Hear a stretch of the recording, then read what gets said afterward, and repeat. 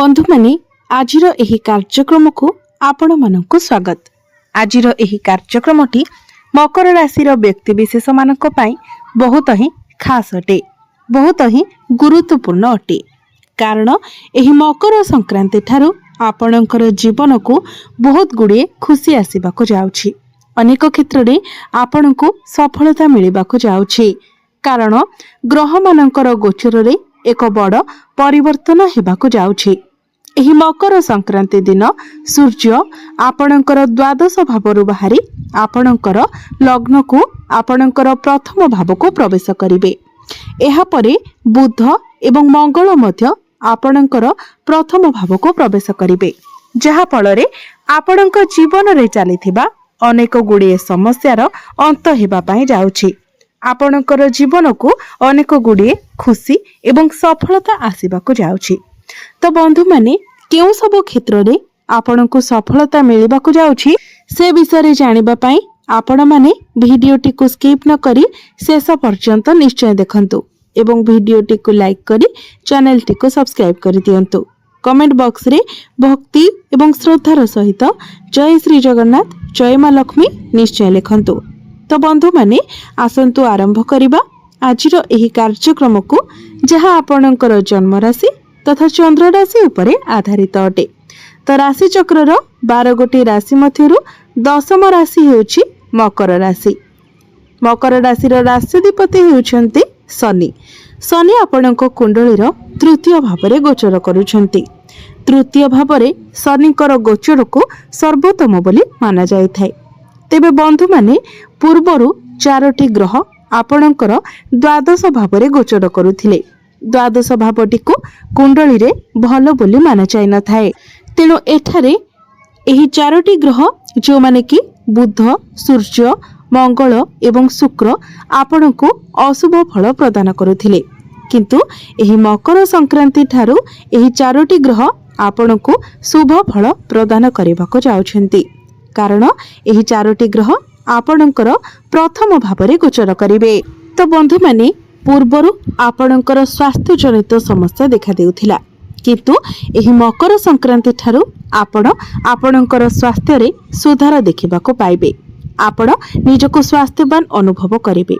आपणकर immunity system strong रहिबो।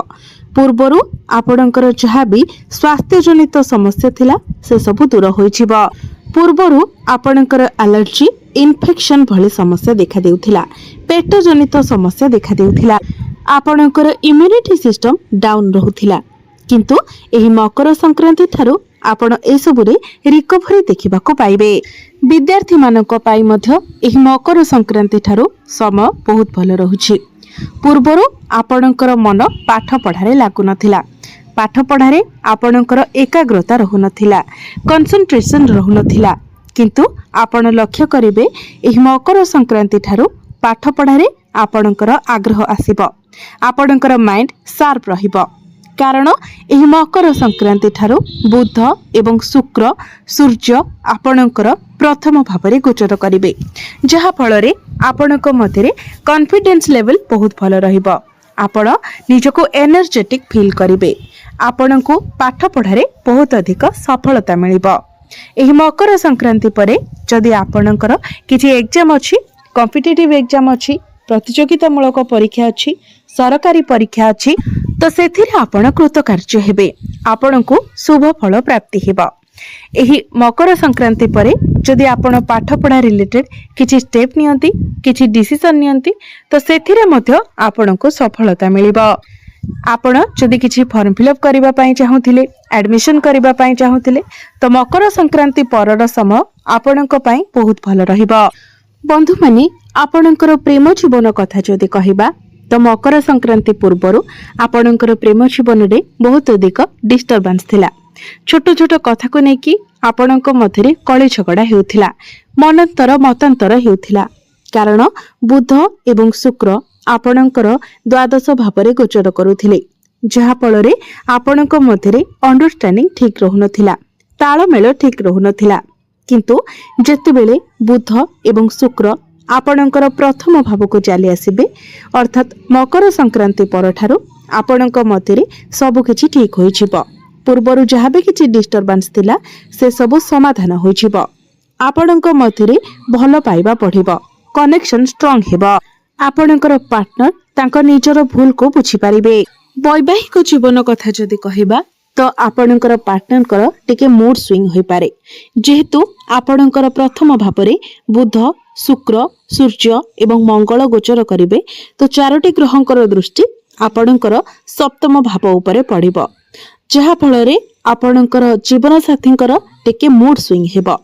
सूर्यंक जोगु तांको मध्यरे एग्रेशन रहिबो, मंगलंक पई टिके क्रोध स्वभाव रहिबो, शुक्रंक पई तांकर स्वभाव टिके रोमांटिक रहिबो एवं बुद्धंक जोगु तांकर बाणी रे एक अट्रैक्टनेस रहिबो।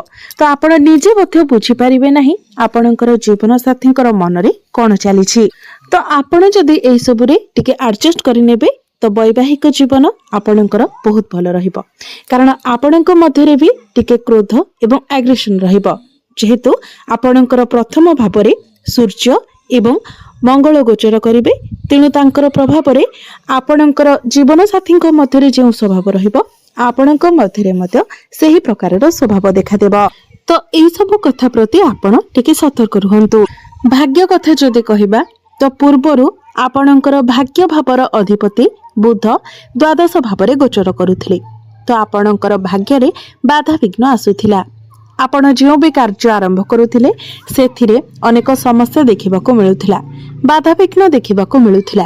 किंतु एही मकर संक्रांति ठारो जतेबेले बुध आपणकर प्रथम भाव रे प्रवेश करिवे तो आपणकर भाग्य स्ट्रांग होई जिवो। आपणको संपूर्ण भाव रे आपणक भाग्यर साथ मिलिबो। भाग्य संबंधित आपण जहाँ भी निर्णय नेबे सेथिरे आपणको सफलता मिलिबो। तो एही मकर संक्रांति परे आपण किछि बड़ डिसिजन नै पारंती, कोनोसी बड़ कार्यर आरंभ करि पारंती, किछि बड़ जिनिस आपण किणा किणी करि पारंती, आपण किछि बड़ इन्वेस्टमेंट करि पारंती, किंबा जदि पूर्वरु आपण किछि इन्वेस्ट करिथिले तो एही समय आपणको बड़ धन लाभ हेबार मध्य जोग बनुछि। आपण कोनोसी भूमि, जमी, प्रॉपर्टी इत्यादि किणी पारंती, नूतन यानवाहन किणी पारंती, किंबा नूतन गृह इत्यादि निर्माण करि पारंती। जेहेतु बुध आपणकर प्रथम भाव रे गोचर करिवे तो एठारे से केंद्र त्रिकोण राजयोगर निर्माण करिवे, जहां आपणकर भाग्य को आहुरी अधिक मजबूत बनाइबो। क्यारियर कथा जदि कहिबा तो क्यारियर रे मध्य आपणको बहुत किछि अपॉर्चुनिटी मिलिबा को जाउछि, जेहेतु आपणकर क्यारियर भावर अधिपति शुक्र एवं बुध आपणकर प्रथम भाव रे गोचर करिवे तो आपणक भाग्यर साथ आपणको मिलिबो। भाग्य बल रे आपण आपणकर क्यारियर रे बहुत अधिक ग्रो करिवे। आपणको आपणकर क्यारियर रे किछि अचीवमेंट मिलि पारे, किछि बड़ अपॉर्चुनिटी मिलि पारे। आपणको आपणकर कार्य क्षेत्र रे प्रमोशन मध्य मिलि पारे। जदि आपणक निकट रे चाकरी नाही तो एही मकर संक्रांति परे आपणको चाकरी मिलिबार बहुत अधिक संभावना रहुछि। तेणु आपण निज तरफरु चेष्टा जारी रखंतु। बिजनेस कथा जदि कहिबा तो बिजनेस मध्य एही मकर संक्रांति परे आपणकर बहुत भल रहिबो। आपणकर फाइनेंशियल ग्रोथ हेबो, आपणकर डेली इनकम बढ़िबो। बिजनेस रे आपणको अधिक प्रॉफिट मिलिबो, आपणकर ग्राहक बढ़िबे। आपण आपणकर बिजनेस को आगो को बढ़ाइबा को चिंता करिवे। बिजनेस को नेकी नुआ नुआ आइडिया मध्य आपणकर मन को आसीबो एवं जदि आपण एहा को कार्यकारी करूछंती तो निश्चित भाव रे आपण लाभान्वित मध्य हेबे। तो एबे आसंतु जानिबा किछि उपाय विषय जो उपाय गुड़िक करबा द्वारा आपणको अधिक मात्रा रे शुभ फल प्राप्ति हेबो। तो सेथिपाई आपण आपणकर राशिधिपति शनिकर बीज मंत्र प्रत्येक दिन 108 थर जप करंतु। प्रत्येक दिन आपण हनुमान चालीसार पाठ करंतु। प्रत्येक दिन बुधंकर बीज मंत्र 108 थर जप करंतु एवं प्रत्येक दिन आपण उदित सूर्य को तंबा पात्र रे जलार्घ्य अर्पण करंतु। निश्चित भाव रे आपणको अधिक मात्रा रे शुभ फल प्राप्ति हेबो। तो बंधु माने आपणकर जीवन मंगलमय हेउ, एहा ही ईश्वरंक निकटरे मोर प्रार्थना। धन्यवाद।